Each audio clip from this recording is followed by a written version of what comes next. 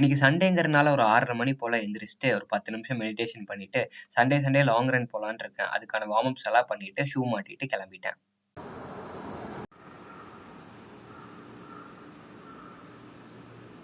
ஒரு 2 1/2 கிலோமீட்டர் தாண்டுனோனே நாக்கு தள்ளிருச்சு. இருந்தாலும் கஷ்டப்பட்டு புஷ் பண்ணி 5 கிலோமீட்டருக்கு என்னோட பெர்சனல் ரெக்கார்ட இப்போதைக்கு செட் பண்ணிட்டு, வீட்டுக்கு வந்துட்டு கடினமான கோல்ட் ஷவரையும் எடுத்துட்டு, கையோட துணியெல்லாம் துவைச்சு காய போட்டுட்டேன்.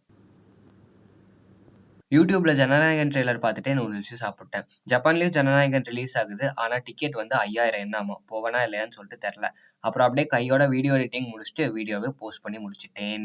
6ஆம் தேதி இங்கேருந்து வேற வீட்டுக்கு ரீலொகேட் பண்றனால கடைசியா ஒரு தடவ சிக்கன் சமைச்சு வாரணமாயிரம் படம் பார்த்துட்டே சாப்பிட்டேன். ஜப்பான் வந்து எனக்கு முதல்ல அடைக்கலம் குடுத்தது இந்த வீடு தான். அதனால இந்த வீட்ட நான் ரொம்பவே மிஸ் பண்ணுவேன். கடைசியா ஒரு தடவ ஷாப்பிங் போயிட்டு ஒரு சிறிய நடை போட்டு வீட்டுக்கு வந்துட்டேன்.